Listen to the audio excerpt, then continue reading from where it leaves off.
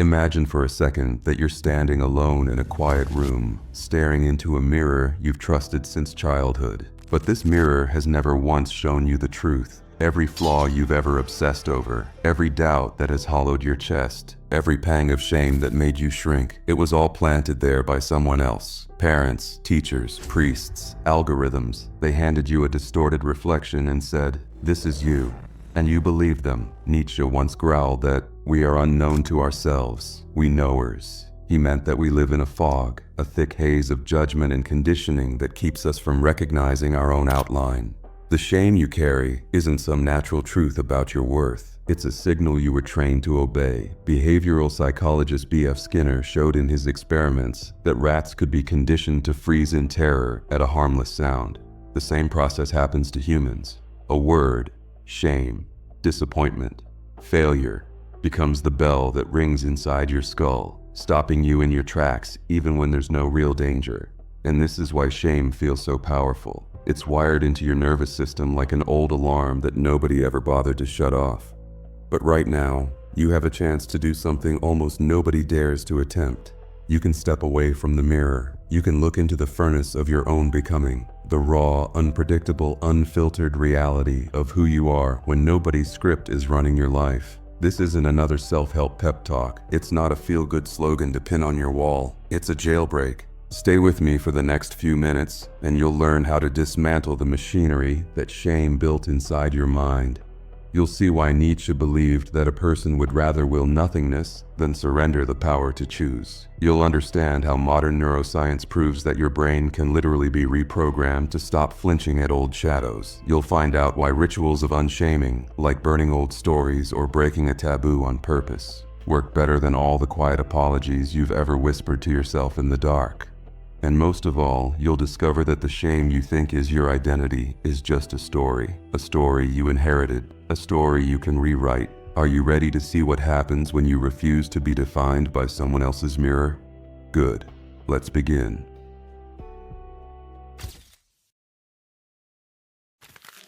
Conditioning the will, Nietzsche vs. operant shame. Picture a dimly lit lab in 19th century Leipzig. Wilhelm Wundt, often called the father of experimental psychology, sits behind a curtain, pressing a button that delivers rhythmic electric shocks to a volunteer's arm. The shocks stop after a while, but something strange happens. The volunteer keeps flinching anyway, as if their body can't accept that the pain is over. This experiment wasn't just about nerves. It was a glimpse into how shame works. Once you learn to expect hurt, you start anticipating it long after it's disappeared. Nietzsche understood this better than almost anyone. He wrote in his final notebooks that man would rather will nothingness than not will at all. In other words, the urge to feel in control, even over something terrible, is stronger than the desire to be free. When you were young, your will was hijacked the moment you discovered that praise and punishment were the compass you had to follow to stay safe. If you performed correctly, you were accepted. If you failed, you felt humiliation. This wasn't an abstract idea. It was measured in flesh and fear. In The Conquest of the Will, a forgotten study by Viennese neurologist Helene Druskowitz, published in 1912, there are chilling records of soldiers who were whipped for desertion until they nearly died, only to later volunteer for the front lines again. They didn't want to go back to battle, but when their commanders flipped the script and called them heroes, the old pattern reactivated. Druskowitz called this operant shame, conditioning so deep that pain becomes loyalty. Modern neuroscience supports what Druskowitz suspected. Cognitive researchers have discovered that your dorsal anterior cingulate cortex, your brain's error alarm system, lights up even when you merely imagine disapproval from other people. Think about that for a moment. You don't have to be shamed in real time. Just picturing it can trigger the same wave of anxiety. But here's where you reclaim your power. If this response was learned, it can be unlearned. Defiance isn't just some rebellious impulse. It's a neurological skill you can practice. By recognizing the pattern, you hold the first key to breaking it. Nietzsche once said that the greatest act is to become who you are. But you can't become anything if your will is still chained to the approval and rejection of the herd. Your nervous system has rehearsed submission. Now it's time to train it for sovereignty. This isn't about ignoring the past or pretending you were never hurt. It's about choosing, again and again, to stand in the present without flinching when the old alarms go off. Stay here, because next, you'll see how your brain's wiring traps you in the same loops, and how you can finally start to rewrite them. Your brain on shame, neurosignals and narrative loops. Close your eyes for a moment and remember a time when you felt excluded. Maybe it was a childhood birthday party you weren't invited to, or a moment when everyone laughed and you knew it was at your expense. Now consider this. Researchers at the University of Zurich used fMRI scans in 2023 to prove that recalling social exclusion ignites the same pain circuits in your brain as third-degree burns. That's not a metaphor, it's biology. Neurologist Antonio Damasio calls this somatic tagging. The body brands certain stories so deeply into your nervous system that they feel permanent. When you think, "I was humiliated," your brain doesn't distinguish between memory and reality. It simply replays the pain as if it's happening all over again. In a little-known monograph called Shame in the Body by Fiona Al-Ghul, published in 2015, there are case studies of veterans who would break out in a cold sweat just from the smell of boot polish. That smell didn't just remind them of the barracks. It triggered a whole narrative of fear, guilt, and unworthiness their nervous systems couldn't tell apart from the present moment. This is why shame is so hard to shake. It's more than a thought. It's a rehearsal the body insists on performing. But here's the secret that cognitive psychology has uncovered. Whatever you can label, you can edit. When you catch your mind replaying the old loop, you have a choice. You can keep calling it humiliation, or you can call it what it really is, your nervous system rehearsing survival. That small shift in language starts to rewire the experience. Neuroplasticity means your brain is always capable of change, no matter how old you are. Think of it like a garden. Shame has been planting weeds there for years. Every time you accept its story, you water them. But when you name it, "This is my brain reenacting a script," you stop feeding it. You make space for something new to grow. Nietzsche taught that to create yourself, you must first burn away everything that was imposed on you. And here is where it begins, by catching the story in the act and refusing to let it define you anymore. So the next time you feel the heat of old shame rising in your chest, pause. Tell yourself, "This is a memory loop, not my reality." You'll feel the circuit weaken, and if you keep practicing, the loop will finally break. Stay with me, because next you'll see how the first seeds of this script were planted in your childhood, and why they never had to belong to you in the first place. Childhood scripts. How guilt gets seeded. Imagine being a small child, sitting on the floor with your toys, and hearing the same sentence over and over. Maybe it was "be good," or "don't disappoint me," or "you should be ashamed of yourself." At first, you just repeated those words to keep the peace. But over time, those sentences crawled off your tongue and into your mind, until they became a voice that never stopped talking. Developmental psychologist Lev Vygotsky spent his career studying how children internalize language. He noticed that kids rehearse social rules out loud, narrating their every move. Then one day, they stop saying the words aloud, but they don't vanish. They just go underground. They become what Freud later called the superego, the perpetual parent lodged inside your head, correcting and scolding long after you've grown. In The Tyranny of Should, a nearly forgotten book by Lydia Pierce from 1978, there's a fascinating study of 50 adults who were asked to write down the one sentence that always made them feel guilty. When researchers compared the answers, they discovered that almost every single phrase mapped precisely onto their mother's most repeated criticism. It didn't matter if the mother was long dead or if the relationship had improved. The sentence had become an inherited piece of identity. Fast forward to 2024, when social psychologists at Stanford decided to see if they could recreate this effect using artificial intelligence. They programmed an AI voice to imitate a maternal tone and fed it generic reprimands like, "You're not trying hard enough." Volunteers hooked up to EEG monitors showed their error-related brainwaves doubling in intensity when the synthetic mom voice spoke. It didn't even have to be real. The illusion was enough to trip the same shame response. Think about what that means. So much of what you call your conscience is nothing more than a rented vocabulary, a collection of phrases you never chose. And because you never chose them, you don't have to keep them. Nietzsche believed that true freedom isn't about doing whatever you want, it's about becoming the author of your own moral code. If you still feel that old guilt when you disappoint someone, ask yourself whose voice you're hearing. Whose approval are you trying to buy? Whose rejection are you terrified to face? Once you identify that ghost, you can start returning the script. You don't need to hate the person it came from. You don't need to fight the memory. You only need to see it for what it is. A childhood echo pretending to be your conscience. The next time that voice says, "You should be ashamed," try answering with a new sentence. "I don't accept this inheritance." Say it out loud if you can. You'll feel something inside you shift. That's the first taste of sovereignty. Stay with me, because next we'll look at how conformity turns shame into a weapon, and how you can break the spell of the crowd. Herd morality, conformity as a weapon. Imagine you're sitting in a room with 9 other people, all of them strangers. You're shown a set of lines and asked which one matches the reference. It's obvious which is correct, but then you watch as every other person insists on the wrong answer. What would you do?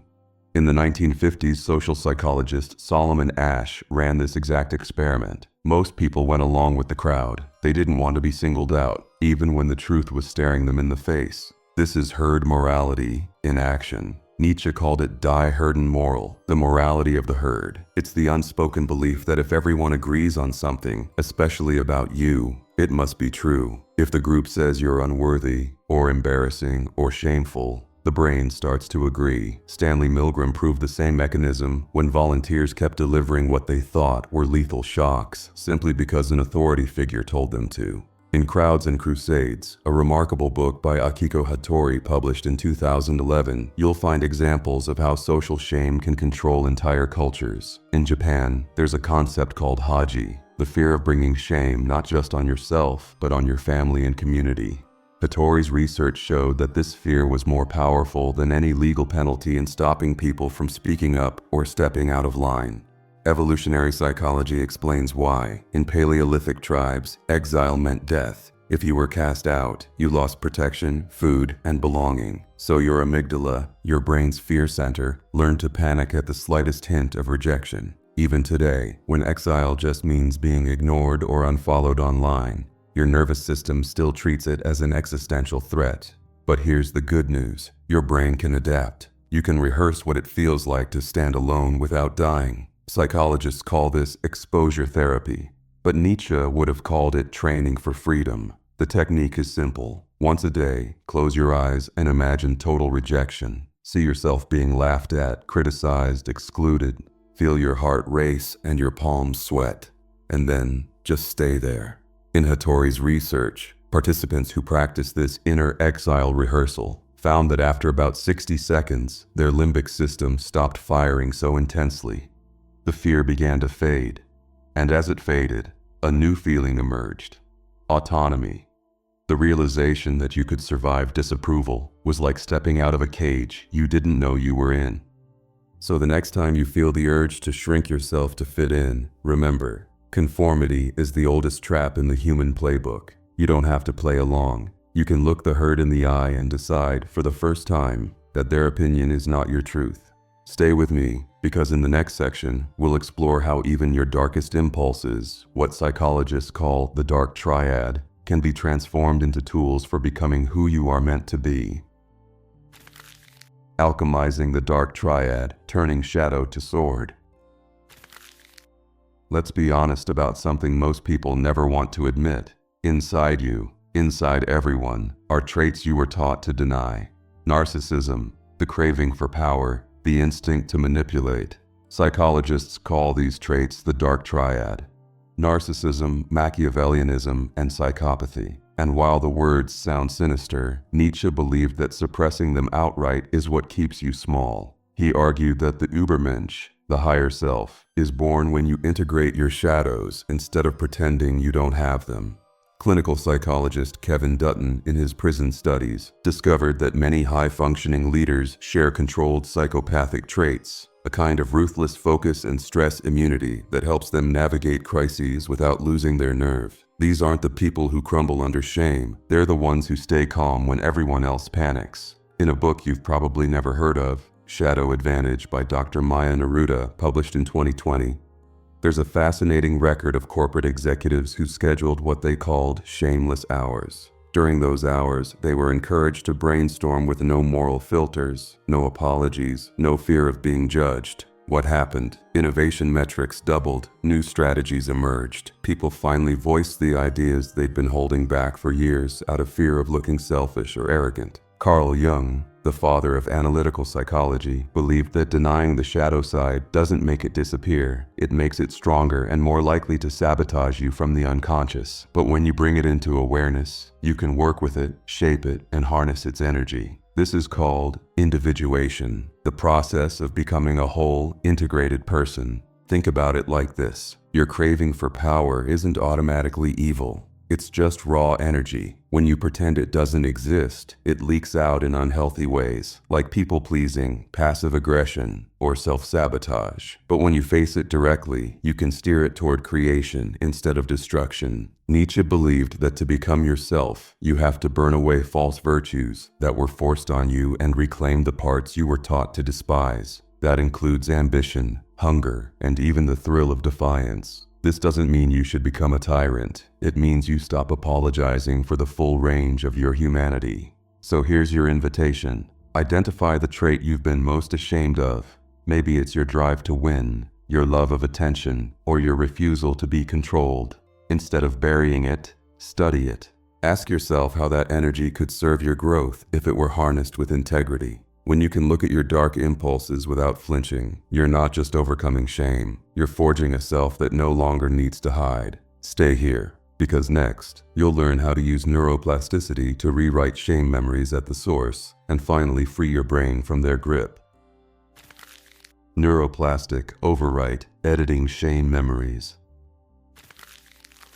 Imagine you could walk back into the most humiliating moment of your life, not to relive it, but to rewire it. Until recently, that sounded like science fiction. But neuroplasticity research shows your brain can actually revise old memories if you catch them at the right moment.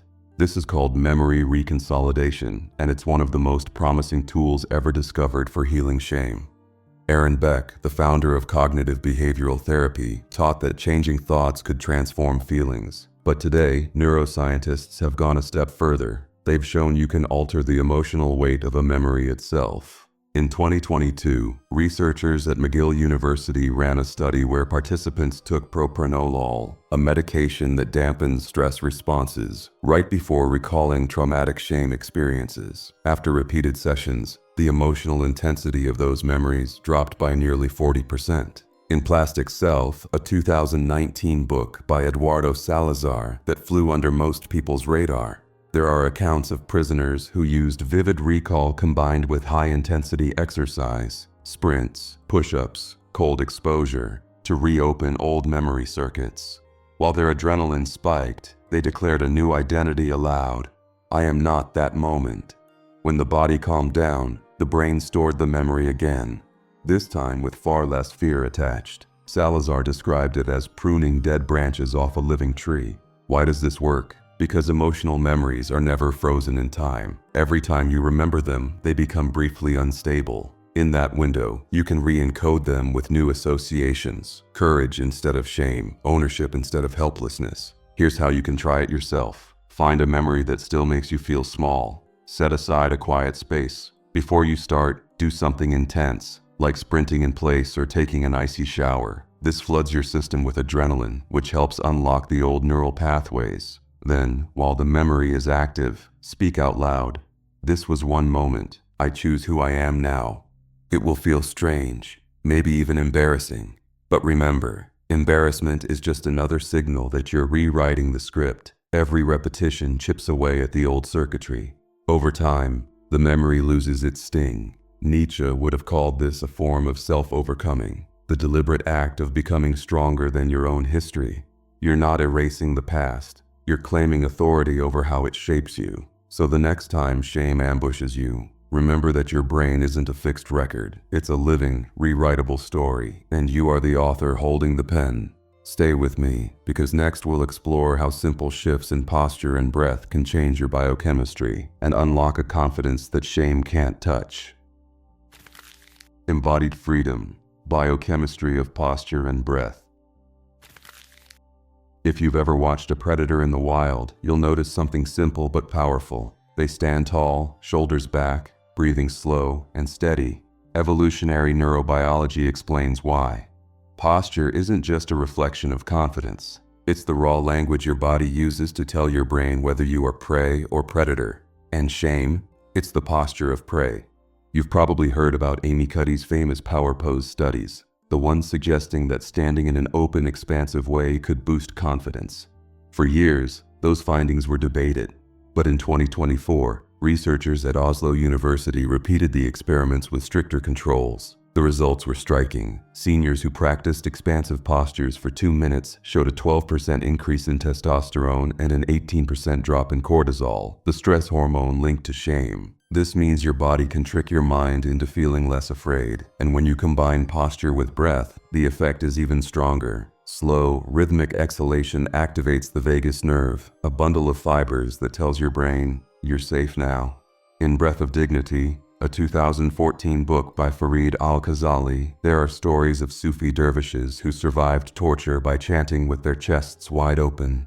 They called it the testimony of the ribs, a declaration that no matter what was happening outside, the spirit inside remained unbroken. Modern psychophysiology has since confirmed that slow breathing through an open chest interrupts the brain's panic signals and resets emotional equilibrium. Here's something you can try right now. Sit or stand tall. Pull your shoulders back as if you're proud, even if you don't feel it yet. Inhale for a count of 4. Exhale for a count of 6. Repeat this cycle 10 times. Notice the sensations. You might feel a flicker of calm or a quiet resistance in your chest. That's the old script protesting. Keep going.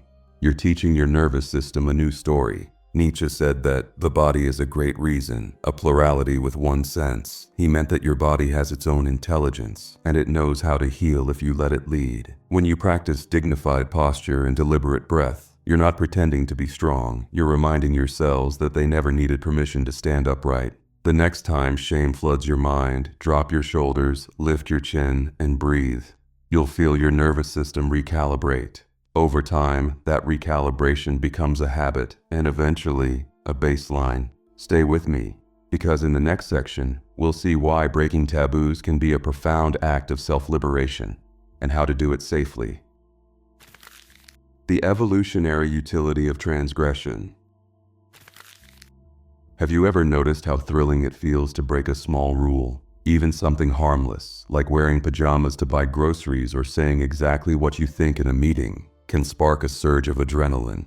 Cultural anthropologist Mary Douglas spent years studying this phenomenon and argued that societies use impurity rituals to mark boundaries and control behavior. When you cross those lines, even in playful ways, you remind yourself that you are not owned by the group's expectations.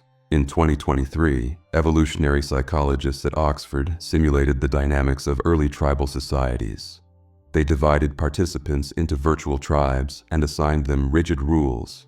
Then they introduced periodic, sacred rule-breaking ceremonies where people could do the exact opposite of the rules without punishment. The result? Creativity, cooperation, and resilience all went up.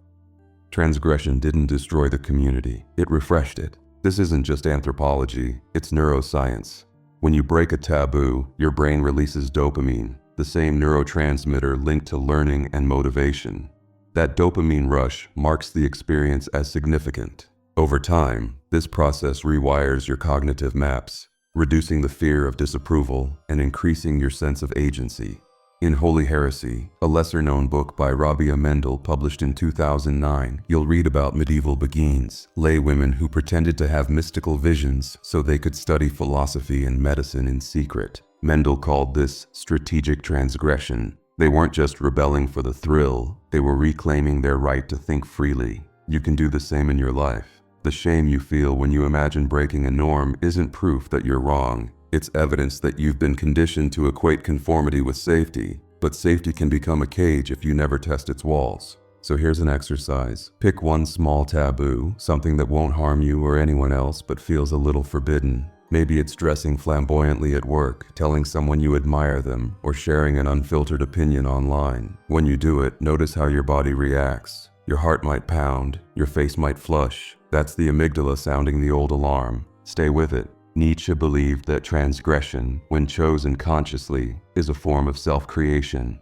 You're proving to yourself that exile, real or imagined, is not the end of your existence. In fact, it might be the start of your liberation. The more often you practice harmless defiance, the more resilient you become. Shame loses its grip because you're no longer living to avoid it. You're living to explore who you could be if you stopped apologizing for your instincts.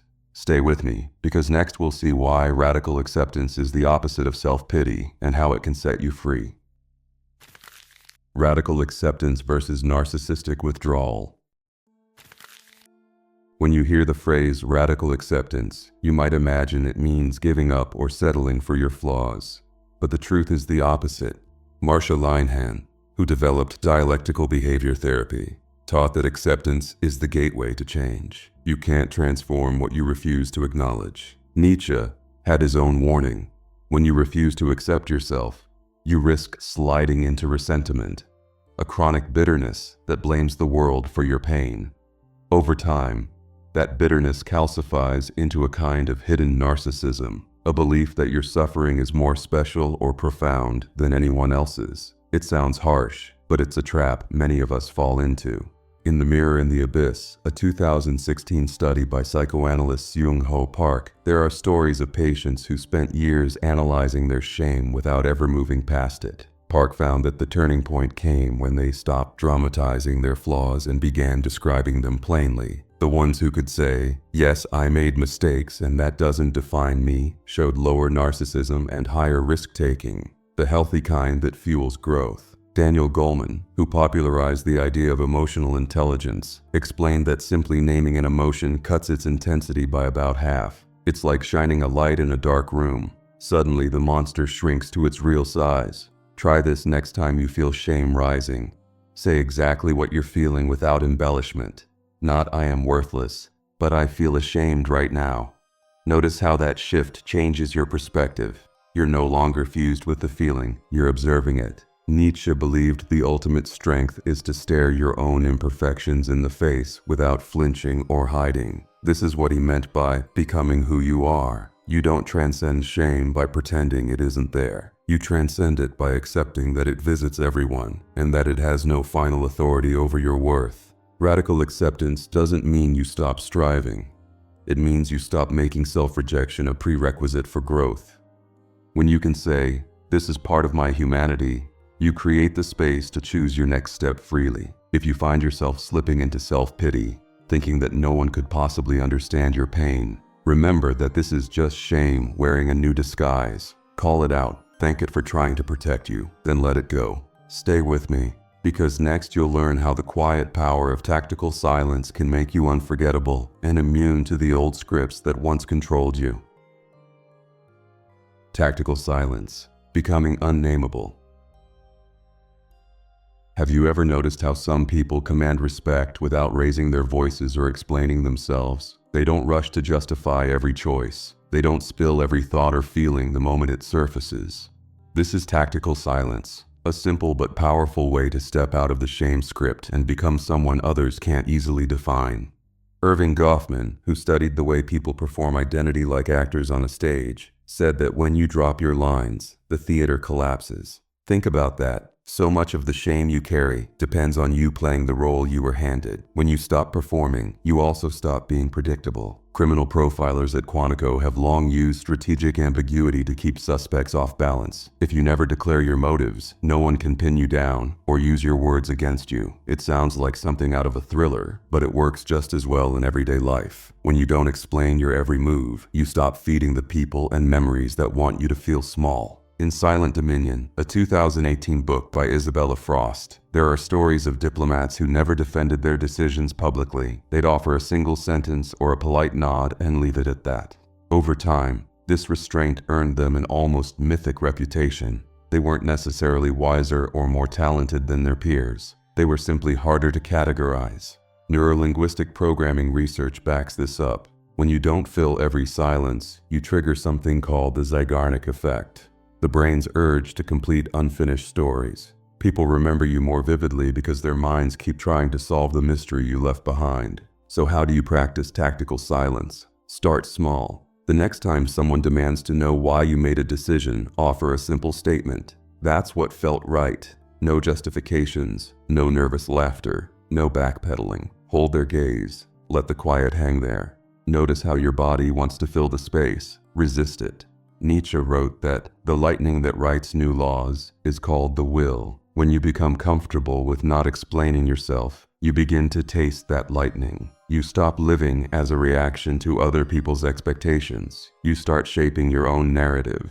This doesn't mean you become cold or closed off. It means you trust your instincts enough not to apologize for them. It means you understand that the parts of you that refuse to be labeled are often the truest parts. So the next time you feel shame tugging at you to over-explain, practice the art of saying less. You'll be amazed how much power comes from simply holding your ground in silence. Stay with me, because in the final section, you'll learn how to turn all these insights into an unshaming ritual. A living practice that can transform your identity from the inside out. Phoenix Doctrine, your practical unshaming. Picture a phoenix rising from its own ashes, fiery, renewed, untouched by the ruins it left behind. That's not just a beautiful myth. It's a perfect image of what happens when you decide to burn the old stories of shame and write your own. Tonight, find a quiet space. Take a piece of paper and write down the oldest sentence of shame you can remember. Maybe it's, "I'm not enough," or "I always ruin everything," or "I don't deserve love." Don't filter it or dress it up. Write it exactly as it lives in your mind. When you're done, read it aloud once. Let the words sting. Let them surface without resistance. Then, set the paper aflame, safely, and watch it turn to smoke. This is classical extinction therapy made visceral. You're telling your nervous system the story is finished. Tomorrow, do something even bolder. Walk down a crowded street with your shoulders wide, your breath slow and steady.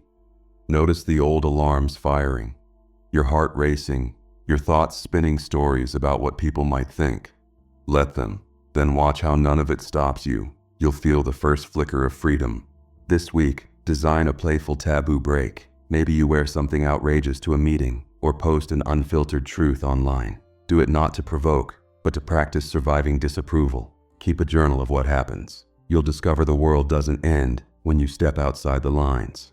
Over the next month, repeat the neuroplastic overwrite protocol. Choose a memory that still haunts you. Recall it vividly. Combine it with intense movement, sprinting, cold exposure, vigorous breath work. While your body is activated, speak aloud the truth you choose. I am not this moment. I am free. Each repetition prunes the old neural pathways and plants something stronger in their place. And when grief rises, because it will, let it come.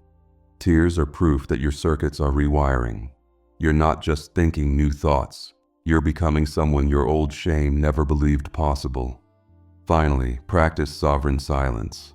Stop pre-apologizing. Stop explaining why you're allowed to exist. When you feel the urge to justify your choices, pause, feel your feet on the ground, breathe, and say nothing. Silence, in this form, isn't avoidance. It's a declaration. I am no longer renting my identity from the people who misunderstood me. Nietzsche's last lesson is simple. You don't need forgiveness. You need fire, the kind that destroys illusions and hardens you into something that no longer bows to the herd. Shame is a story, and today, the authorship has changed hands. From this moment forward, you are the one holding the pen, and whatever you write next will not be shaped by guilt or fear. It will be forged by the will to become. Welcome to your Phoenix moment. You're free now.